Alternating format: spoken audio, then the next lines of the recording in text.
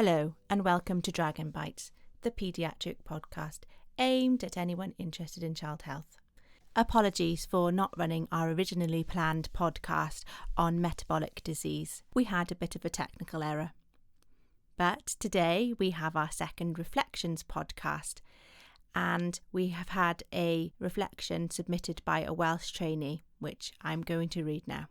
So this reflection is done in the Bono 6 thinking hats. White hat, information. A number of current paediatric trainee doctors were sitting an upcoming practical examination, which was their final exam before becoming members of the Royal College of Paediatrics and Child Health. One of the many stations the examinees have to do is on a developmental assessment of a child. I offered to do a teaching session on this for the trainees as part of a 5-week course run by the University Hospital of Wales in the run-up to the exam. Due to a gap in their schedule, the organisers of the course asked if I could bring my teaching session forward by 2 weeks. Unfortunately, they asked me 2 days before the new date they wanted me to cover. Blue hat, thinking. I wanted to help. The organisers are colleagues and friends, and I didn't want the trainees to have wasted their slot on their calendar. However, I hadn't planned to put my session together until the upcoming weekend. Accepting the change in dates would mean that I would have very little time to prepare for the teaching session. Red hat, feelings. While I was teaching, I was acutely aware of my lack of preparation. I felt off kilter for the session and felt unsure of myself. I felt like I'd rushed a lot of the material unnecessarily because I didn't have a firm grasp as to what the structure of my session would be.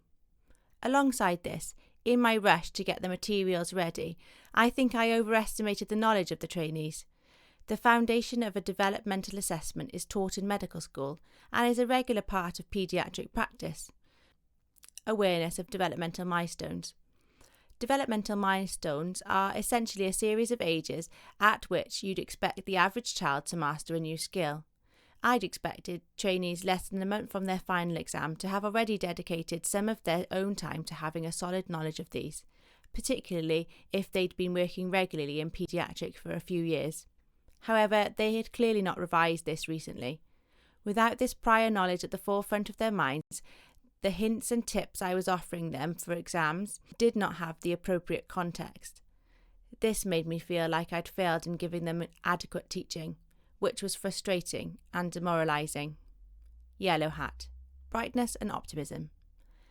I tend to mix my approaches to teaching. I have never been a fan of passive learning and sitting through lectures, and this is often reflected in my own teaching sessions. I had managed to prepare a volunteer mother and child who would allow the trainees to carry out a developmental assessment on them. This gave the students good early exposure to the practical application of the theory work I'd been through with them and the opportunity to do it under the conditions they would meet in the exam. I'd also printed off a very relevant article for them to read after the session to help consolidate what they'd learnt.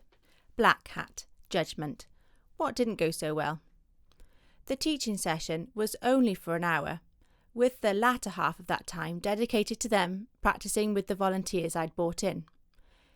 That made the first half tight for time, as I had to cover a lot of theory very quickly, and this was before I became aware that the trainees weren't as aware of the ages of milestones as I'd hoped. Not only was time tight, but having not covered developmental milestones made it difficult for the trainees to grasp the teaching that built on these concepts. Green hat, creativity. What could be done differently? What are your ideas on possible alternative courses of action? 1. Preparation.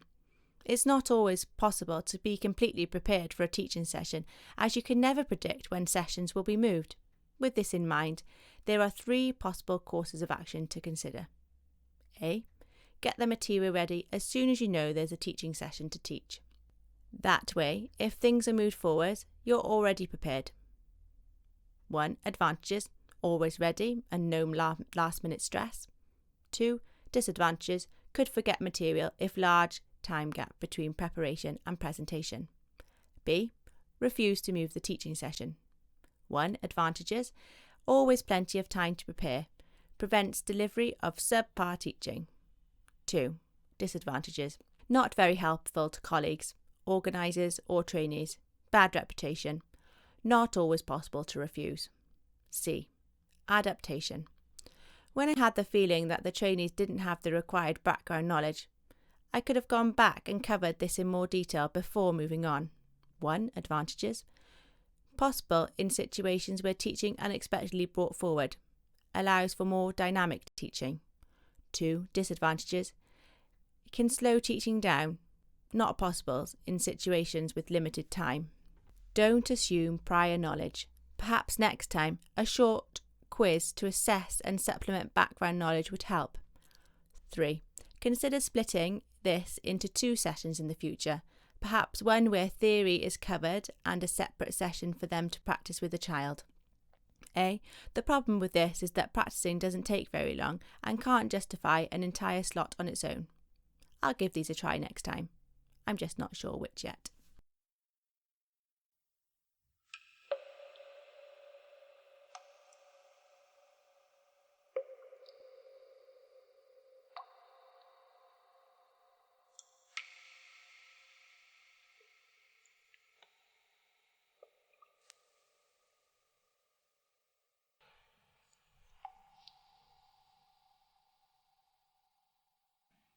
Hello everybody, I'm Dr Stacey Harris and I'm joined today by Dr Assim Javaid. Hi. Dr Pramodh Vallebhaneni. Hi. And Marianne Jenkins. So Marianne Jenkins is an advanced nurse practitioner with a vivid interest in teaching.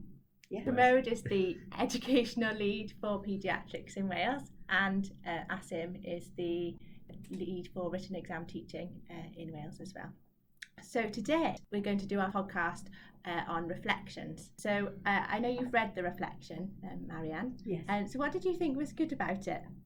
I think, like with any reflections, just having a structure that you're using to reflect on is always a good starting point. I think the fact that we've got clear view from what's written as what was going on, what were the concerns of the person that's written it, and why they were writing it and what they were looking at. I think it was quite a good topic to reflect upon.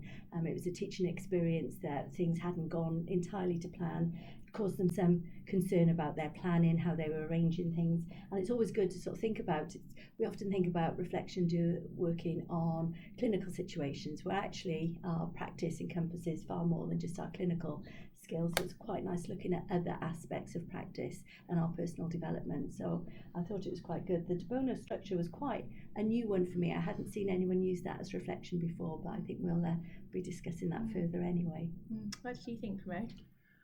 I thought it's a very honest and open reflection, as reflection should be. So I've always said this about reflection. Reflection is putting your inner soul thoughts in a very objective way, and I must agree with Marianne. I've never seen this style of reflection, so I think that's challenging the norm, and I think reflection shouldn't be confined to a set process. But if you look at educationally, always you're either taught the Sean's model of reflection, which he talks about reflection in action and reflection after action. So whilst you're running a resuscitation scenario, you can reflect what's happening quite quickly, but that reflection happens from knowing what to do. Or you could reflect after. I think most trainees would reflect after, but sometimes you can have a reflection in action moments. Or the classic Gibbs reflective cycle. So where you are in the whole cycle of reflection, the event is happening, what could I have done better? The Bono's, I think, is a completely different, refreshing, I would say, definitely, reading through, the different hats that you described. It's a model which could be used for reflection, I think, just reading through it, but hasn't been done before. But that doesn't mean it can't be done. But I think in terms of that courage to put it out there, but also to see what you could learn from, isn't it? Reflection is what has happened, what might happen, or I think, you'll add further to, there's a chap called Driscoll who gives a completely new way of reflection. So there are multiple theories and styles of reflecting, but I think in a sense it is putting your inner self out to show your own self. And also I think, as there's a chap called Hogan who talks about reflection as what you are within is what you're outside. So what you feel inside in a moment, you're putting it outside. So I think it's building that inner self, and that's where I felt this reflection was quite personal.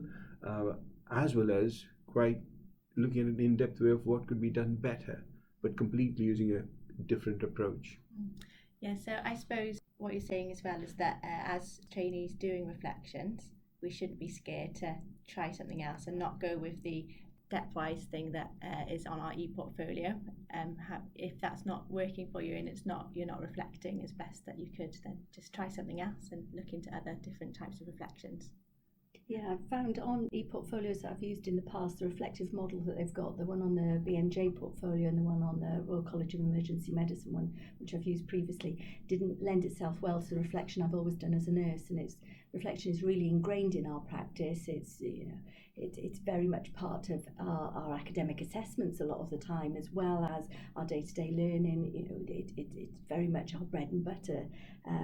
So I'd found actually using the models that were out there electronically didn't fit in with anything that I needed to do.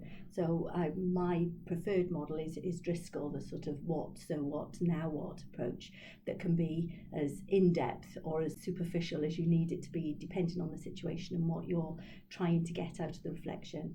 I think one of the things that I always think about reflection when I'm talking about it with anyone else is why are you doing it?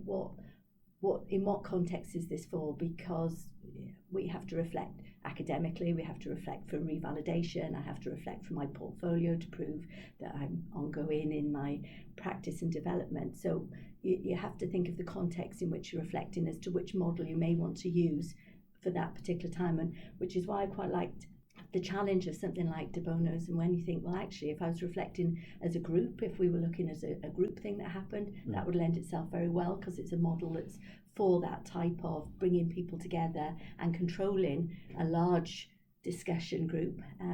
So if you had a feedback reflective episode from a resuscitation situation where you have got a group of people, it might be something that would allow a collective reflection.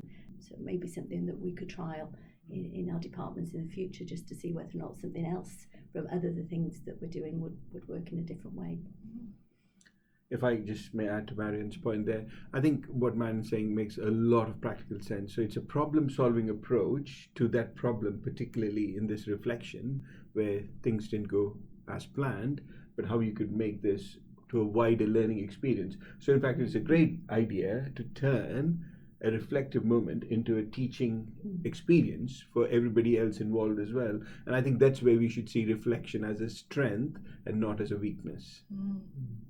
I think just to throw in, so as we are on the topic of De Bono's, I know we're going to talk a bit more about it. I think what I happen to personally really like about it is it has a very non-linear approach to it. Essentially, all 6 hats are worn at the same time, and you're just shifting perspective on the same event.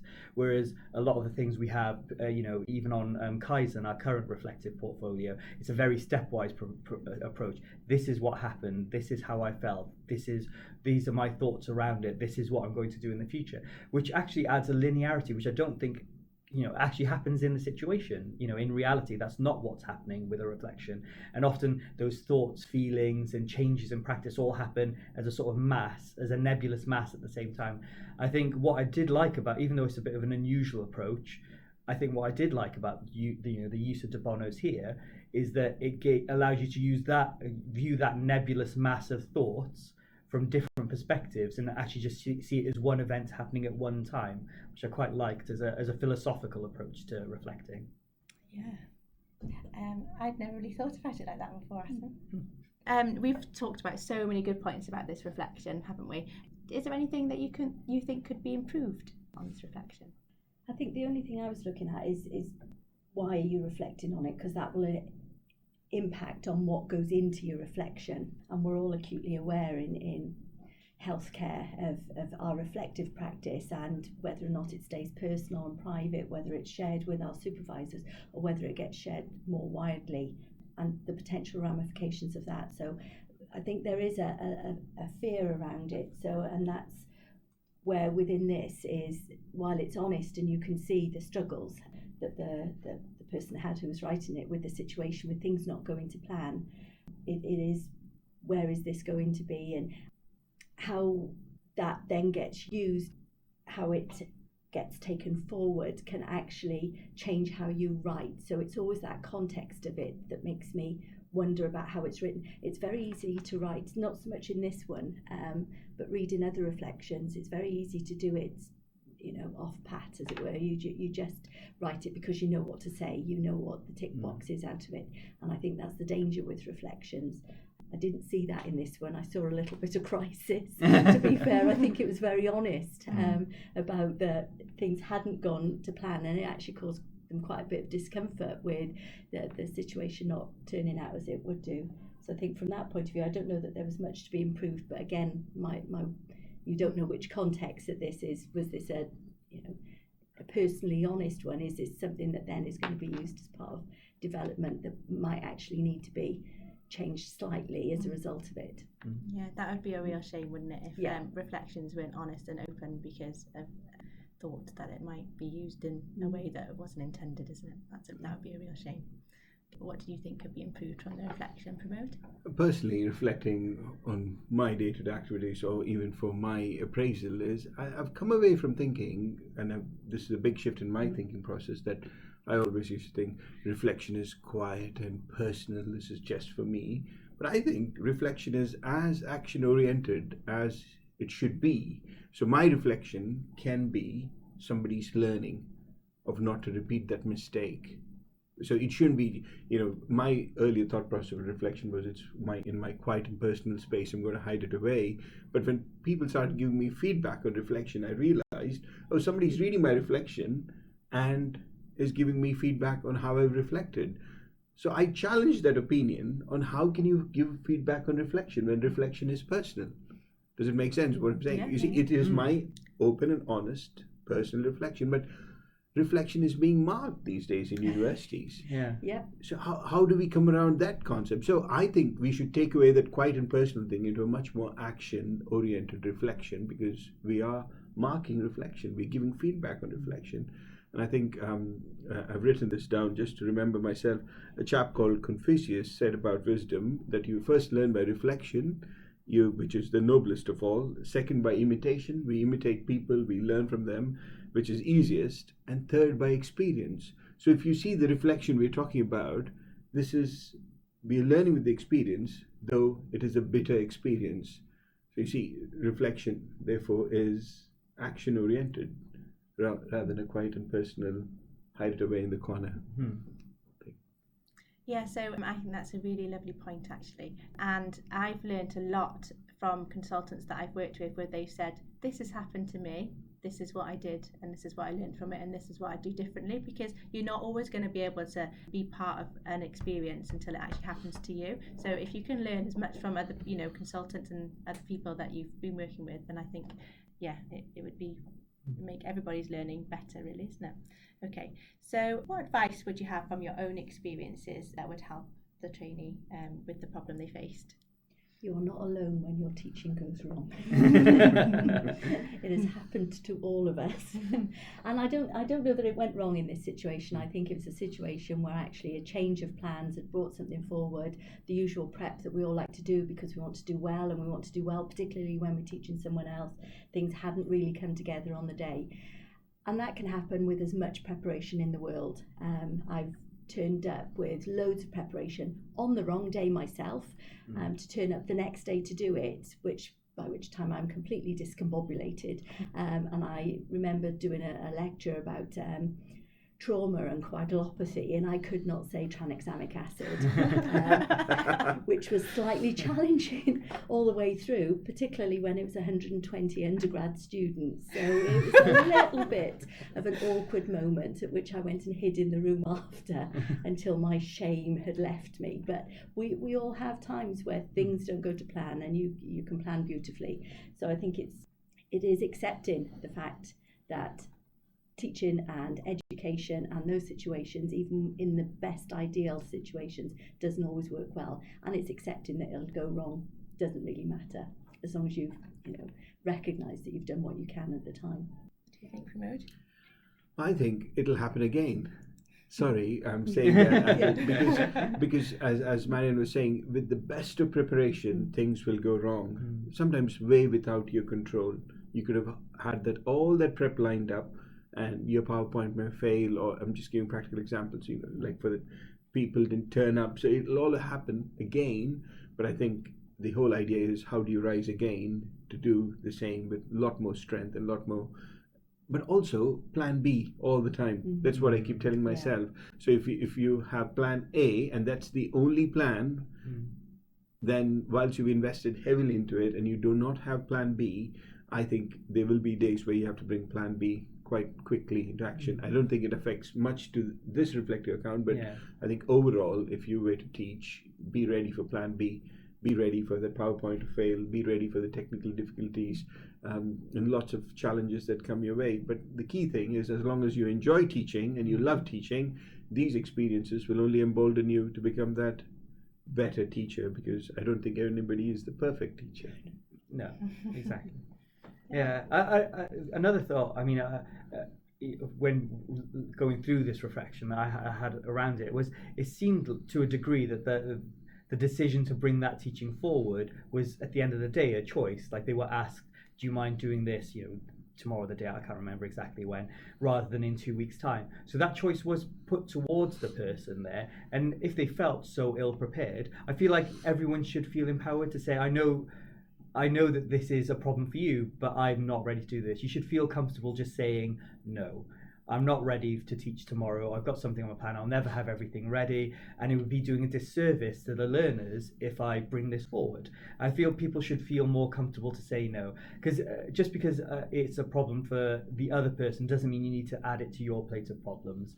And I'm not saying that to be like rude or dismissive of people who organize these teaching programs, but you have to be realistic about whether you can actually serve your students well in circumstances like this. So, being comfortable with just saying, no, I don't think I'll be ready to do this tomorrow, not effectively, should be something that people, take away in circumstances like that. Just to add a point to what you're saying, Assim, but once you're an educational leader, so there's one thing as clinical leadership, I'm a firm believer in educational leadership. Those things will happen under your supervision. So having that quick, whilst I completely agree with everything you've said, but sometimes it comes to you as that educational leader on the day, if you're in charge, to come up with that alternative, and it might happen very quickly. And it has to happen rapidly, and it happens. And it's just to bear that in mind as well. So whilst you should have the freedom to say no, but also think of the students or the trainees who are going to be there, that how do we respect their time? Because I think it's all about mutual respect in a teaching session. So you're respecting their time. Yes, your colleague can't do it. Might be too short notice for you to, but at the same time, not putting up just a presentation for the sake of it. So it's all those balances. And, exactly. It tests you. I tell you, it's not easy, but it'll happen and it'll test you. Okay, so we have talked a little bit about the Bono 6 thinking hat, and so what do you think about it? I think I've used it previously when I've done project management work, so I'm more comfortable using it in that situation, certainly trying to, when you are trying to change attitudes and look at sort of change management stuff, it works quite well in those situations. So it blew my mind a little bit, I have to say, when I started reading it as reflections, like, what is this witchcraft? Is this strangeness going on here? So it's taken me a little bit of sort of thinking and reflecting on it as to so I'm game to give it a go for my next sort of half decent reflection that I need to do, because we all do sort of short sharp stuff, which is why I quite like the Driscoll model for it. But I think it's probably worth trying it, because you never know. And it's nice, as we've talked before about other models such as Gibbs, there are times when you have to use different things for different situations, and there's challenging situations that I think of that I've had in the past where actually Driscoll wouldn't have been sufficient. It doesn't go deep enough, and it is quite linear. It doesn't deal off with some of the emotional stuff that goes on in some of the situations we're faced with. So actually having something where lets you have that sort of holistic 360 view at the simultaneously that you can have using a De Bono would is certainly an option to try. So absolutely. And I think actually what's given me an idea reading through this reflection is, if we have to do something as a group reflection when something has gone wrong collectively, say suppose in practice in a resuscitation scenario, we could bring De Bonos quite naturally to that scenario where we reflect as a group. And actually, what I'm thinking now is, I've never done this before, but it's just one of those ideas that's coming in now into my mind is, can we do a group reflection?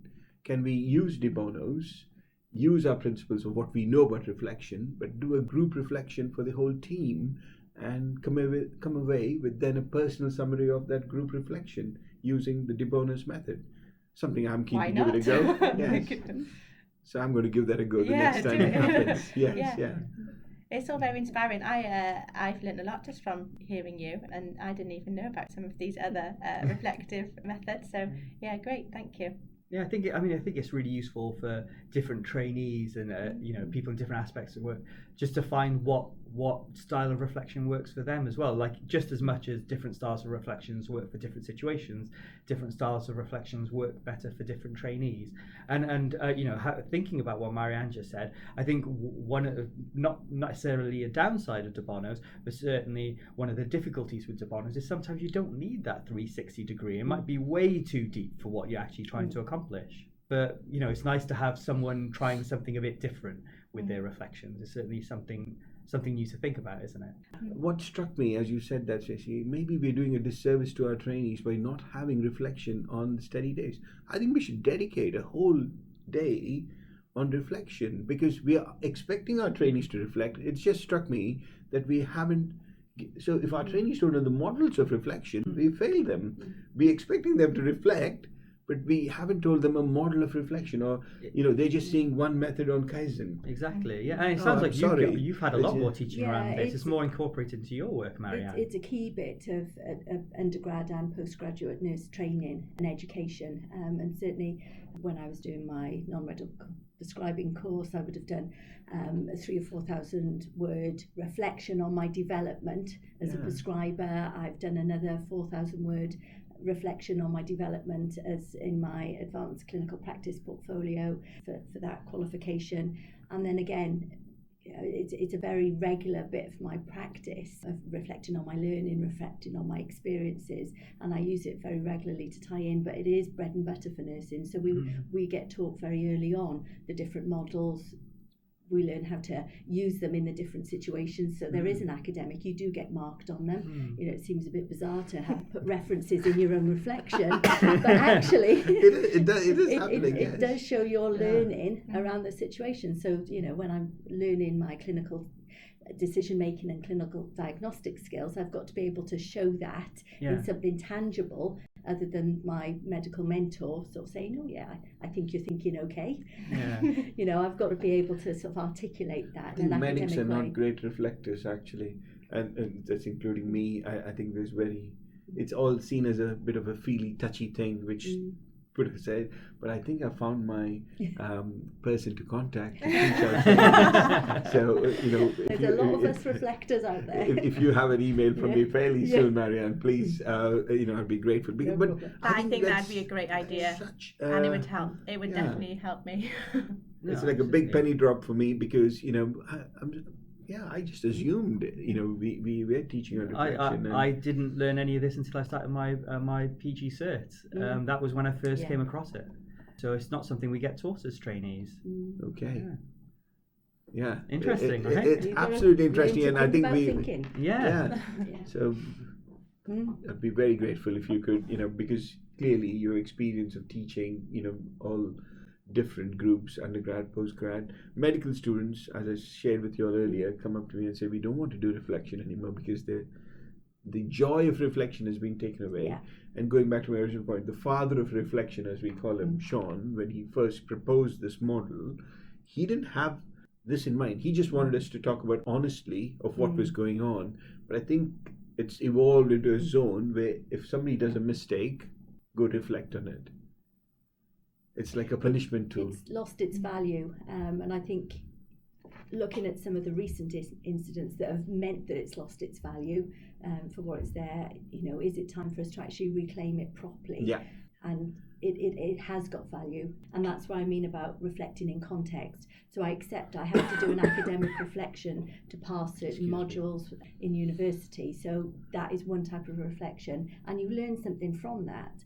But actually in my day-to-day practice, it's my personal development type reflections are very, very different.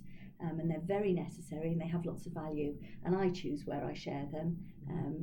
As part of my development as an AMP, I've had lots of very challenging situations establishing the role and dealing with medical colleagues who are less than friendly, shall we say. So there are times where those reflections have to be really quite honest, because it's about my own development. Yeah. And then I choose where I share those ones because they are quite personal. And I often share them with other AMPs that are going through training to say, you are not alone, which is always a good thing to do. And that's where reflection has a value that's different again. My other sort of day-to-day stuff is about my learning, and it's a very easy way to keep all my notes and all my knowledge in one place so I can find it. So this is another penny drop moment, because I cannot remember a single time when an educational supervisor or a registrar or anyone senior to me has just sat me down and said, look, you're not alone. This is one of my reflections from 3 or 4 years ago where I went through something really similar. And what a supportive way to learn that is. Because you see, we think reflection should be hidden in a closet. Yeah. And I think we should make that tagline, let's reclaim reflection. I think that was powerful. That's why, Can we turn that into the title of this podcast? Yeah, I think that's a great one-liner, you see, because most of our trainees now, post-Bava do not want to reflect. But not all of it should be clinical reflection. Yeah. Reflection is... And equally, not all of it should be negative reflections. Exactly. We do great things, and it's okay to reflect on that. To say this worked really well, Yes. and I'm going to do it again next time, even better. Yeah. it's okay. Because you see, reflection is supposed to be, now there are two school of thoughts, isn't it? Should a leader be humble, or should a leader self-promote? Oh, what, are you asking us? Yeah. Are you asking us? It's not rhetorical. So I think so. This is interesting because I think being British, we are absolutely self-deprecating on pretty much every. We can't help it. We do just spend a lot of our time. Even when someone else compliments us, our first thought is, how do I undermine this compliment? We can't help it. It's in our very nature. Yeah. But there's 100% a solid argument to be self-promoting, to lead from the front and say, okay, humbleness set aside, this is a great thing that's happened. Other people can learn from this. Yeah. So instead of worrying about you're going to be sounding big-headed, you should be like, this is a phenomenal thing, and other people can learn from this. So why not promote this as something? That's a quick fire thought from me. Okay. Your thoughts, folks. We could do a podcast on this, leadership and humility. Any thoughts?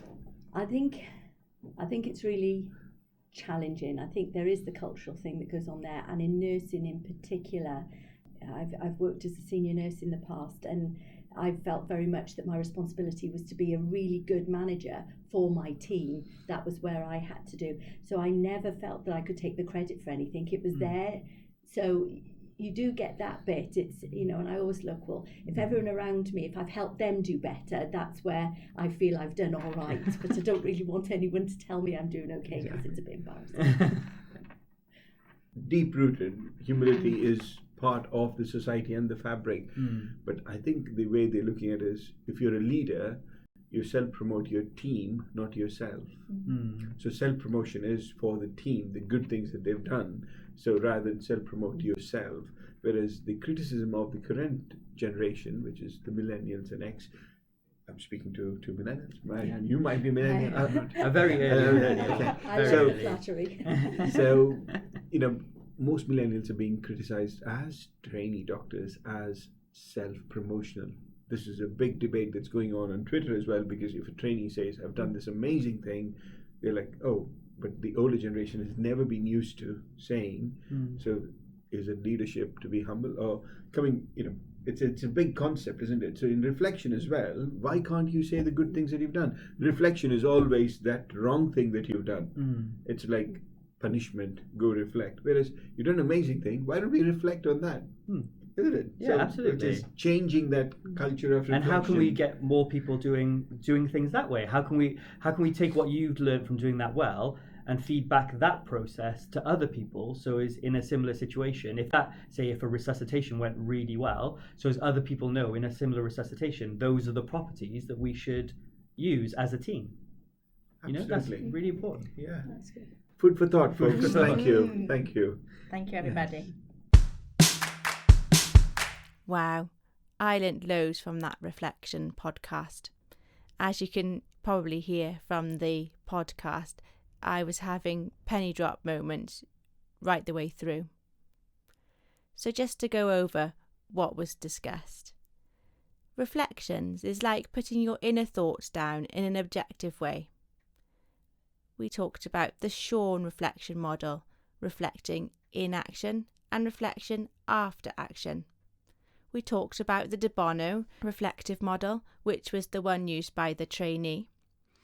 And this could be used reflecting as a group, and it's really good because it's non-linear.